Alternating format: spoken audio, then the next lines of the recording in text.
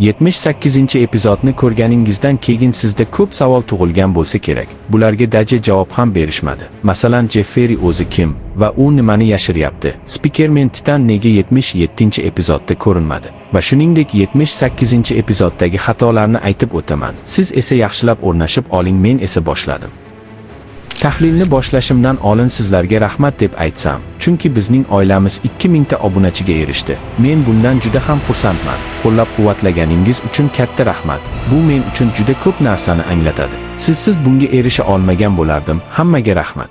Skibidi Toilet olamining eng sirli qahramonlaridan biri Jeffrey haqida gaplashamiz. Uning teleportatsiya vaqtida shaftoli yeyaptimi degan savollar muxlislarda tug'ilgan bo'lishi mumkin. Kelinglar bu masalani batafsilroq ko'rib chiqamiz va mavjud dalillarni tahlil qilib, ba'zi xulosalarga kelishga harakat qilamiz. Dafbomning ta'kidlashicha, TV menlarning teleportatsiya qilish qobiliyati ma'lum shartlarga bog'liq. Bu shartlardan biri ehtimol, kelajak yoki o'tmishni ko'ra olish qobiliyatidir. Bu nazariya Jeffrey TV menlarning bir turi ekanligini va uning teleportatsiya qilish qobiliyati ham xuddi shunday mexanizmga asoslangan bo'lishi mumkinligini anglatadi. Bizda bu nazariyani qo'llab-quvvatlovchi ba'zi dalillar ham mavjud. Esingizda bo'lsa, ba'zi epizodlarda TV menlar xavfni oldindan sezganda yoki qandaydir tarzda kelajakdagi voqealarni bilgandek harakat qilishadi.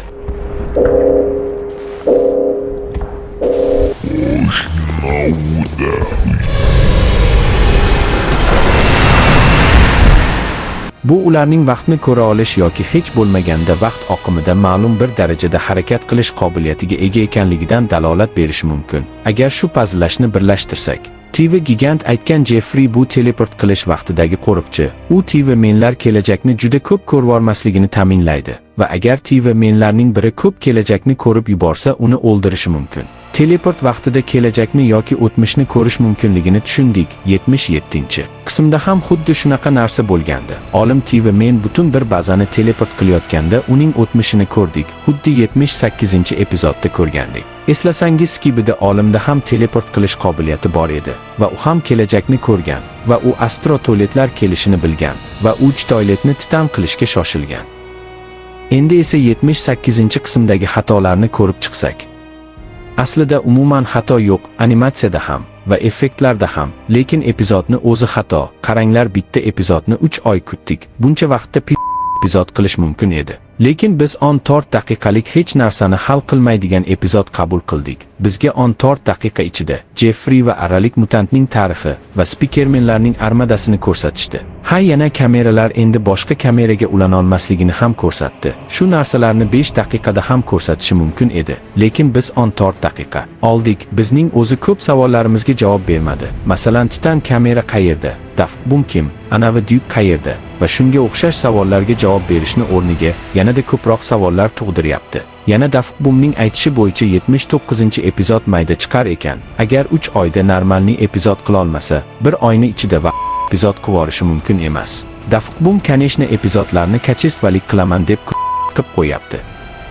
Ha, yana Speaker Woman'ga to'xtalib o'tmasak bo'lmaydi. Unga Plash qo'shilgan. Vay bu, agar kalla bilan o'ylasak Plash jangda xalaqt beradi va osonlikcha Plashingizni bosib olishingiz mumkin. Ha, mayli, ko'p gapirib yubordim.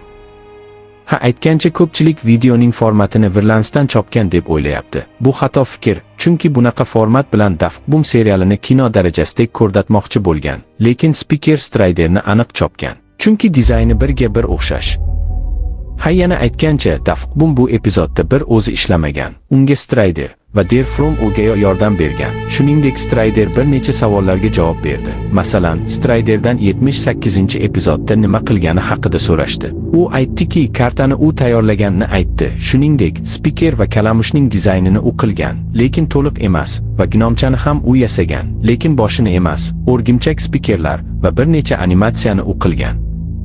Nega Spikermen Titanni 78-qismda ko'rsatishmadi? Bunga sabab uni asosiy kuch sifatida saqlab qo'ygan bo'lishi mumkin. Uni eng kerakli paytda, kutilmagan hujum uchun ishlatmoqchi. Dushmanlar Titan haqida bilishmasa, bu ular uchun katta zarba bo'ladi deb o'ylayman. Agar sizda qandaydir teoriya bo'lsa, bemalol yozishingiz mumkin. Menimcha tahlilni tugatish vaqti ham keldi. Agar sizga teoriyam yoqqan bo'lsa like bosib qo'ying. Agar hali ham obuna bo'lmagan bo'lsangiz obuna bo'ling va Telegram kanalimga ham obuna bo'lishingizni tavsiya etaman. Chunki u yerda men qiziqarli ma'lumotlar berib turaman. Xullas hammaga xayr, keyingi videolarda ko'rishguncha.